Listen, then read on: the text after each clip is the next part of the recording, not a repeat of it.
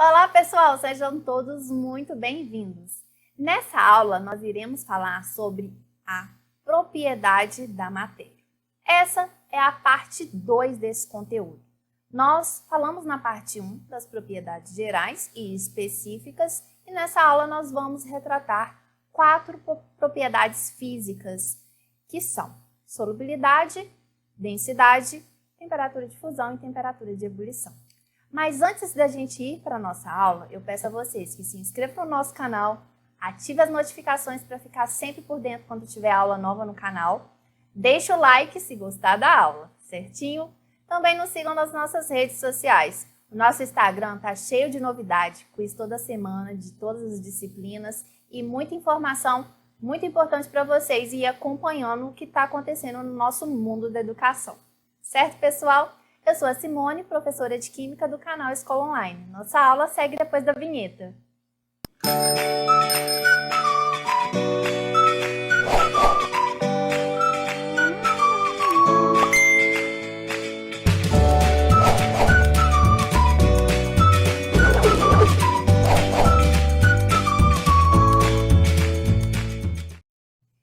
Bom, pessoal, nós vamos começar a nossa aula falando da temperatura de fusão e de ebulição.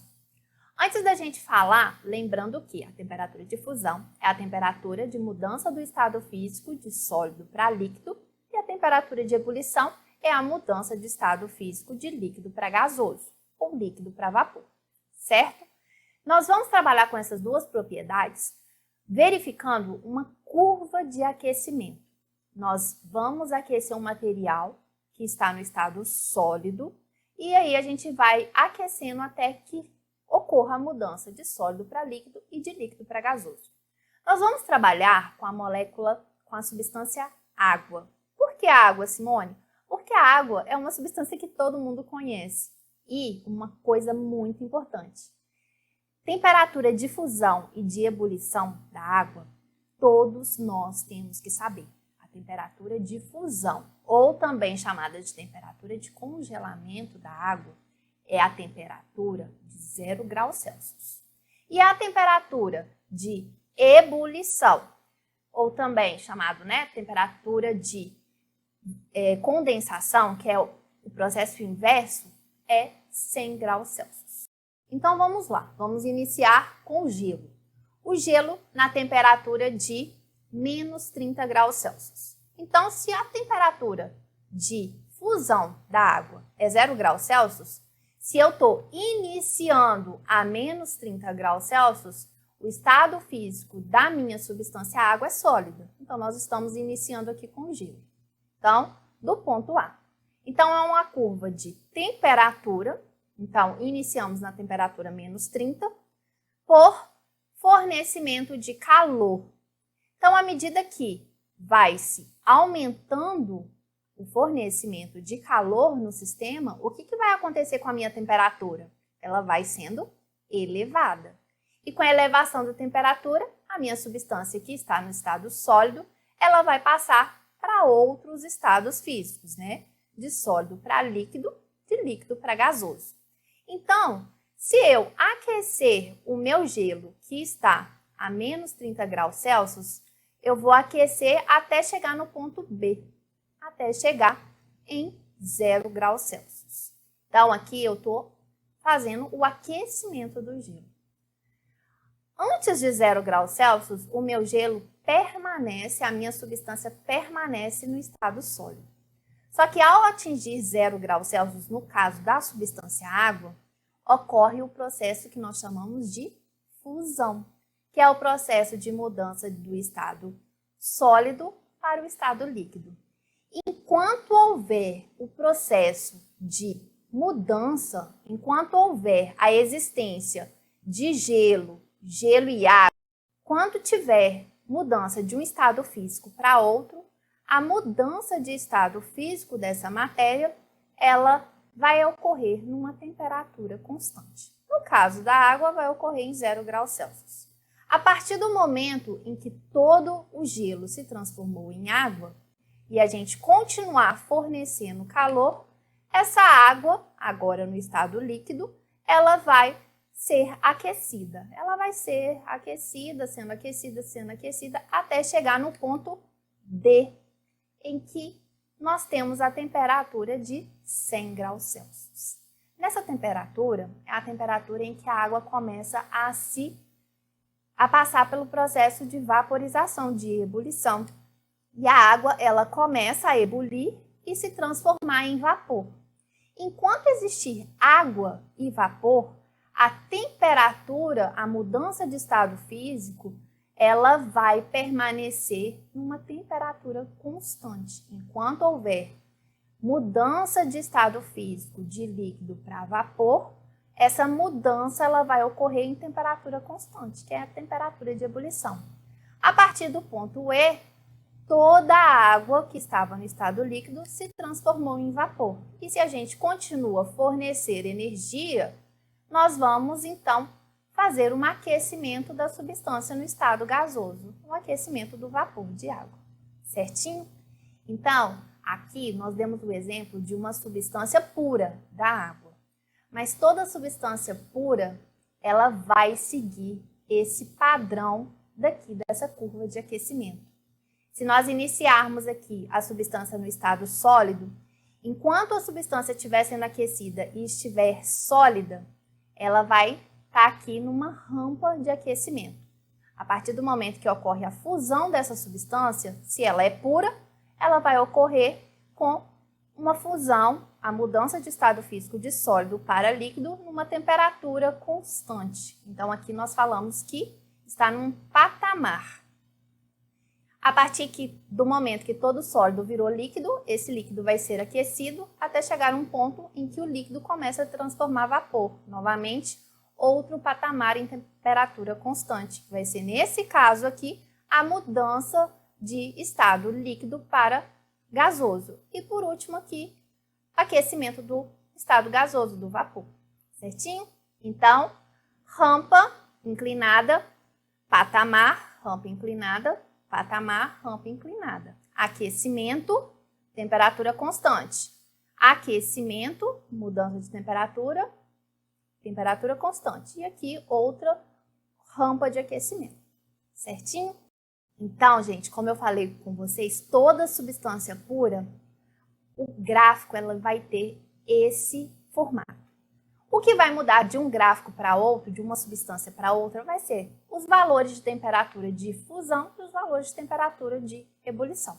No nosso exemplo, foi a água, então, temperatura de fusão é 0, de ebulição é 100. Mas para outras substâncias, as temperaturas serão diferentes. Mas o formato desse gráfico de mudança de estado físico ele é o mesmo. Agora, se nós tivermos uma mistura, essas mudanças de estado físico, de sólido para líquido e de líquido para gasoso, elas ocorrem em temperatura variável. Então, por uma curva, por um gráfico de mudança de estado físico, nós conseguimos diferenciar uma substância pura de mistura. A substância pura, a mudança de estado físico ocorre em temperatura constante. Já uma mistura vai ocorrer em mudança de estado físico de sólido para líquido ou líquido para gasoso em temperatura variável. E nós temos dois tipos de misturas especiais, que é a mistura eutética e a mistura azeotrópica. A mistura eutética vai ser aquela mistura, em que a mudança de estado de sólido para líquido vai ocorrer em temperatura constante, mas a mudança de estado líquido para gasoso, para vapor, vai ter temperatura variável.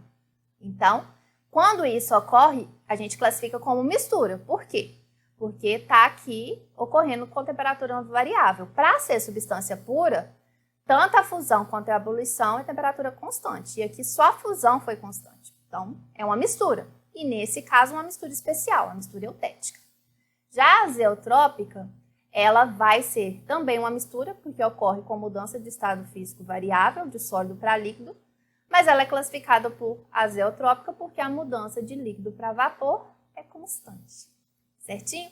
Aí me questionam, nossa professora, eu tenho que saber disso? Tem.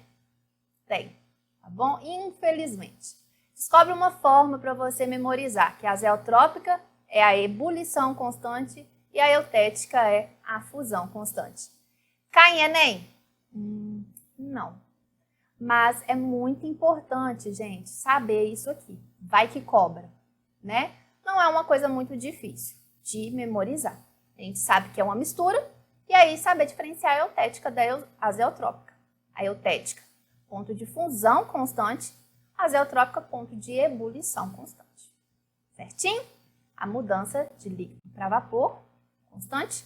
A temperatura de sólido para líquido, constante na eutética. Então, vamos continuar.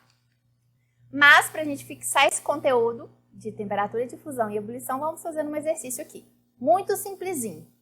Então, veja na tabela abaixo a temperatura de fusão e de ebulição de algumas substâncias. Então, nós temos aqui, ó, diversas substâncias com as suas temperaturas de fusão e temperatura de ebulição.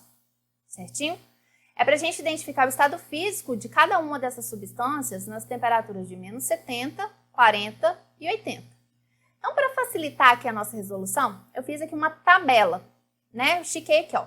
Então, a gente vai colocar aqui o estado físico da água a menos 70, o estado físico da água a 40 e o estado físico da água a 80.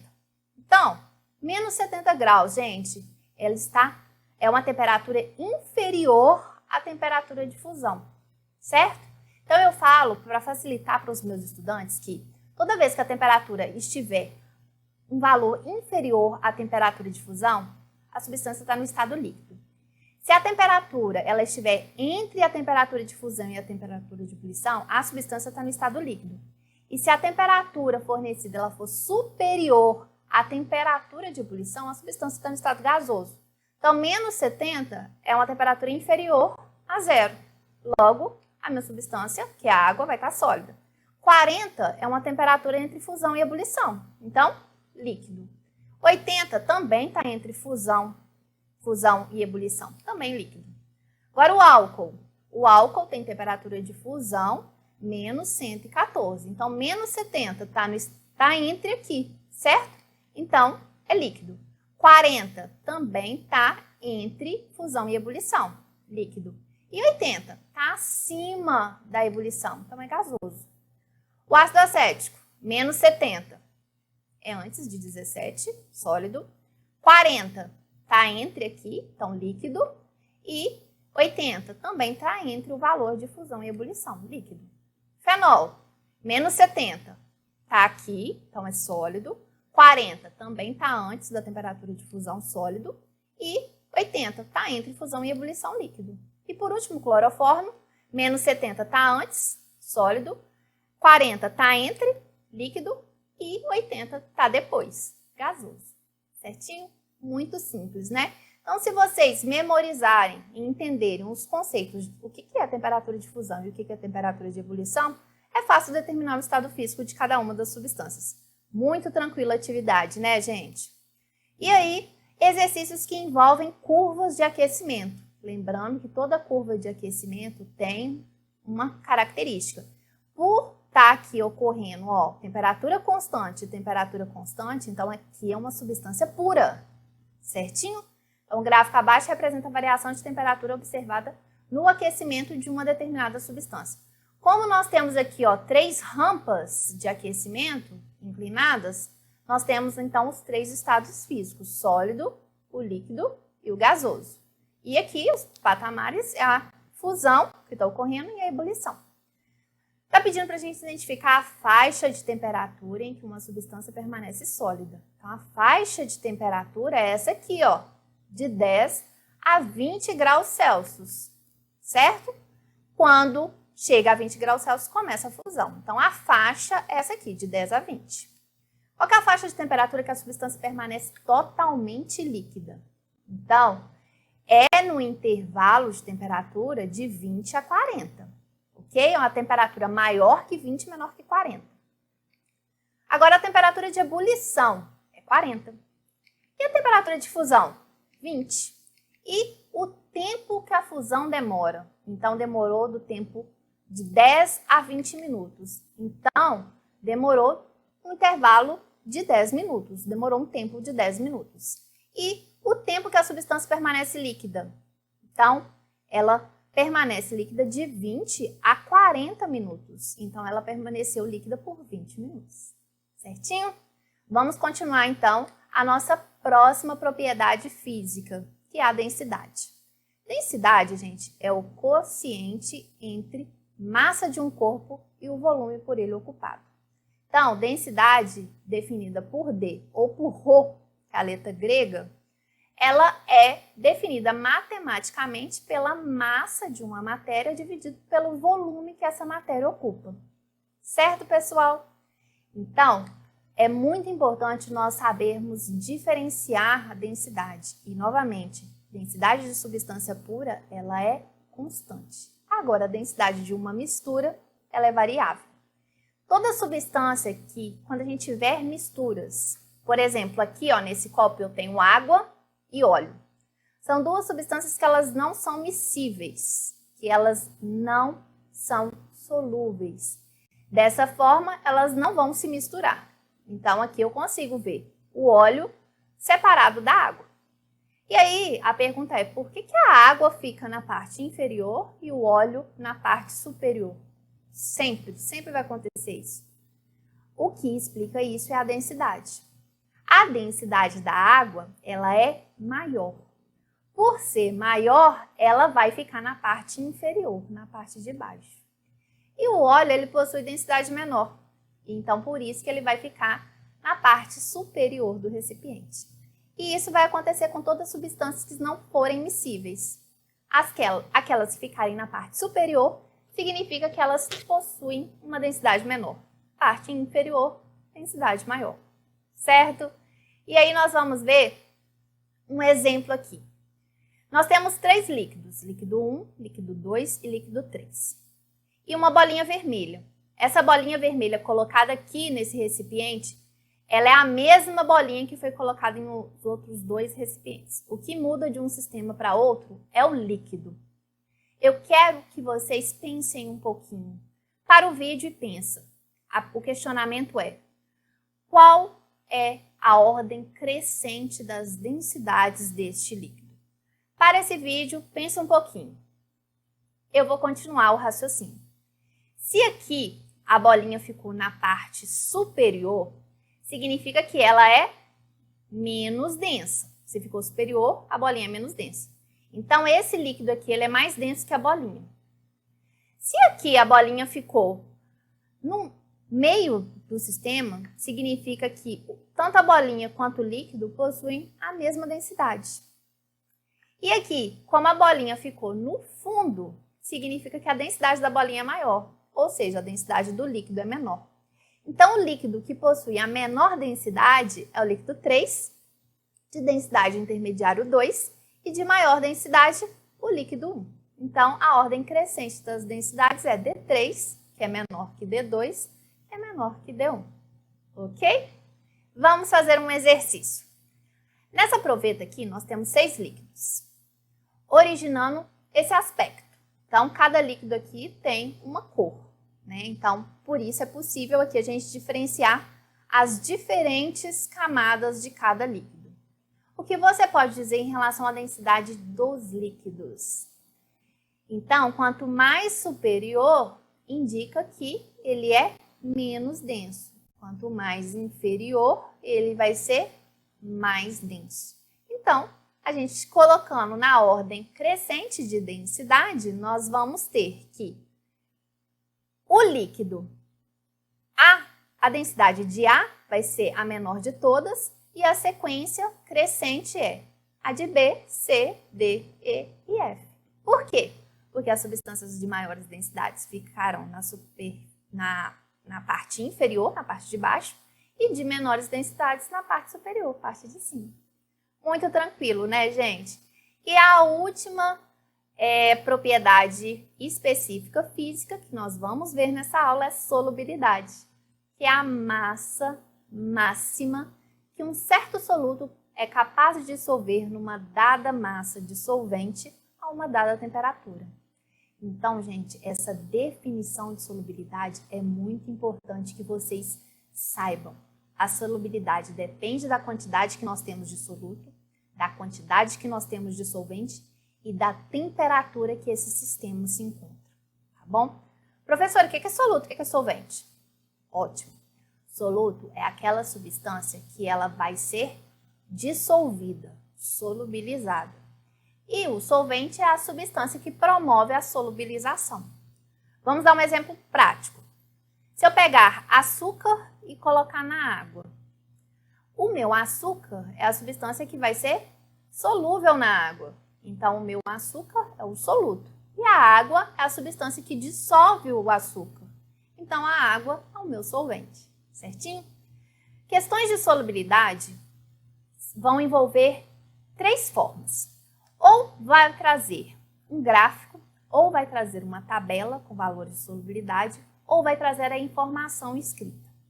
Então, gente, tem que saber interpretar o gráfico. Cada curva aqui, ó, desse gráfico é de uma substância específica, de um sal específico. No eixo X está a temperatura. Então, é a solubilidade, né, o coeficiente de solubilidade em gramas. Então, aqui é em gramas do soluto por 100 gramas de água, que é o solvente em uma dada temperatura. Por exemplo, a solubilidade do nitrato de potássio a 40 graus Celsius. Qual que é o valor? Então, a 40 graus Celsius, você faz aqui, e é aproximadamente, vamos chutar aqui uns 90 gramas de nitrato de potássio a cada 100 gramas de água. Então, a solubilidade a 40 graus Celsius do nitrato de potássio é 90 gramas do soluto em 100 gramas do solvente. Certinho? E aí, nós temos aqui curvas que são crescentes e curvas que são aqui decrescentes. Então, solubilidade, gente, não tem regra. Para cada substância funciona de uma forma. Algumas substâncias, elas vão ser mais solúveis à medida que a temperatura aumenta, ou seja, com a solubilização ela ocorre por meio de absorção de energia. Quanto mais energia for fornecida, mais solúvel vai ser a substância. E algumas outras substâncias, como por exemplo o sulfato de césio, elas, à medida que fornece calor, a solubilidade diminui. Ou seja, são substâncias que elas precisam se retirar energia para aumentar a solubilidade. Certinho? E essas informações também podem vir por meio de tabela, onde nós temos aqui a solubilidade de cada grama do soluto por 100 gramas de água, numa variação de temperatura. Então, aqui, ó, por exemplo, o cloreto de potássio, a solubilidade está aumentando. Então, a solubilidade aumenta com o aumento da temperatura. E aqui a gente observa que, por carbonato de lítio, a solubilidade diminui com o aumento da temperatura. E outra informação pode vir escrita, por exemplo, a quantidade máxima de cloreto de sal, né, de sal de cozinha, que se dissolve em 100 ml de água a temperatura ambiente, então está falando que a 25 graus Celsius é 36 gramas. Então, gente, ó, deu o valor do soluto, falou que é a quantidade máxima do soluto nessa temperatura em 100 ml de água. Falar 100 ml de água é a mesma coisa que falar 100 gramas de água, tá bom, gente? Por quê? Porque a densidade da água é 1. Então, 100 gramas de água é igual a 100 ml de água, tá bom? Dizemos, então, que essa solubilidade do cloreto de sódio, que é do sal de cozinha, em água é 36 gramas por 100 ml de água a 25 graus Celsius. Então, por exemplo, se eu colocar 25 gramas de cloreto de sódio em 100 gramas de água, esse sal aqui, ele vai solubilizar? Vai, por quê? Porque eu posso colocar até 36 gramas. Se eu coloco 25 gramas, todo esse sal vai solubilizar em 100 gramas de água na temperatura ambiente, certo? Então, nessa situação, a gente colocou uma quantidade inferior à quantidade, ao valor de solubilidade. Então, nós falamos que nossa solução, ela é insaturada. E se for o caso, se a gente pegar 50 gramas, na mesma quantidade de água, em 100 gramas de água, aí nessa situação, a nossa solubilidade aqui é só 36 gramas. Então, vai solubilizar todos 50? Não. Vai solubilizar quanto? Só 36. E vai sobrar quanto? 14. 14 gramas vai sobrar. Essa massa de soluto aqui que não solubilizou, nós chamamos de corpo de fundo. E aqui, a minha solução, ela teve a solubilização máxima, a quantidade máxima de soluto na minha quantidade de solvente numa dada temperatura. E nessa situação aqui nós falamos que a solução está saturada. Toda vez que eu falar solução saturada, significa que a quantidade de soluto solubilizado, ele é o valor de solubilidade. Se for insaturada, significa que a quantidade de soluto ele é inferior à quantidade de soluto possível de ser solubilizado. Certinho? Vamos fazer um exercício para fixar? Então, vamos lá. Observe o gráfico ao lado e analise as afirmativas de 1 a 4. Então, primeira afirmativa.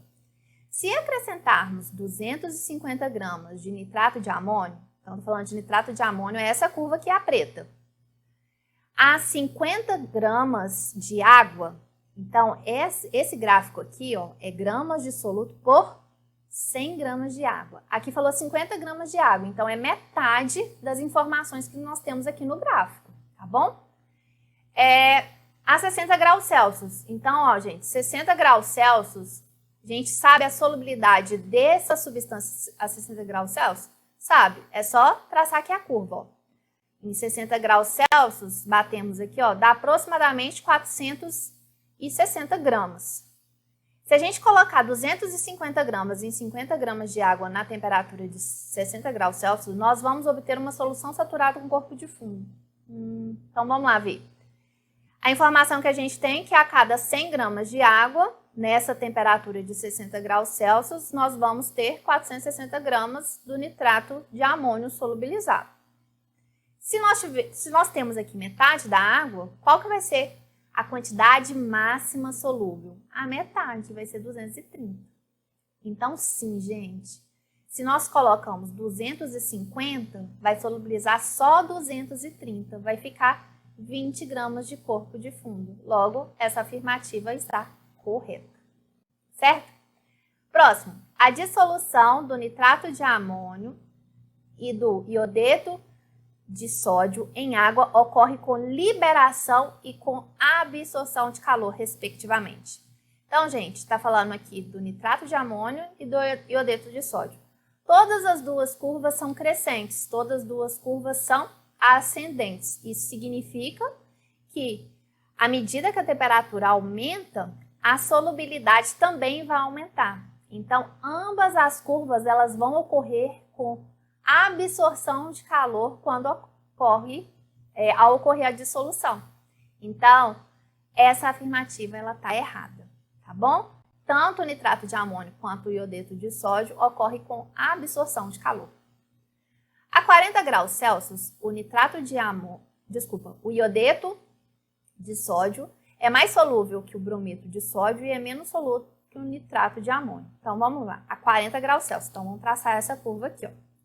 Então, o brometo de sódio ele é o menos solúvel, certo? Então, está falando que o iodeto é mais solúvel que o brometo de sódio e que o iodeto ele é menos solúvel que o nitrato de amônio, então está correto. Então, o menos solúvel é o brometo, o mais solúvel é o iodeto, o de solubilidade intermediária é o iodeto e o mais solúvel é o nitrato de amônio, certinho? E a última, quando a solução aquosa saturada de nitrato de amônio, inicialmente preparada a 60 graus Celsius, for resfriada a 10 graus Celsius, obteremos uma solução insaturada. Opa! A gente viu aqui, né, que a solubilidade em 60 graus é 460. E a solubilidade em 10 graus? Em 10 graus é de 160. Então, a solubilidade ela diminui. Se eu faço uma solução saturada aqui na temperatura de 60 graus Celsius, por exemplo, uma solução saturada usando 100 gramas de água, então eu vou usar 460 gramas. Se eu pego essa solução que eu preparei a 60 graus Celsius e diminuo a temperatura, a minha solubilidade na temperatura de 10 graus Celsius é apenas de 160 gramas. Eu não vou ter uma solução insaturada, eu vou ter uma solução saturada com corpo de fundo, onde vai ficar corpo de fundo 300 gramas. Então, por isso que a alternativa ela está errada e chegamos à resposta letra B, 1 e 3. Certinho? Eu espero que vocês tenham entendido. Se ficou alguma dúvida, deixe um comentário, vai ser um prazer esclarecer. Certo? Se gostou da aula, deixa o like aí também, eu vou gostar. Tchau, tchau, pessoal. Até a próxima aula.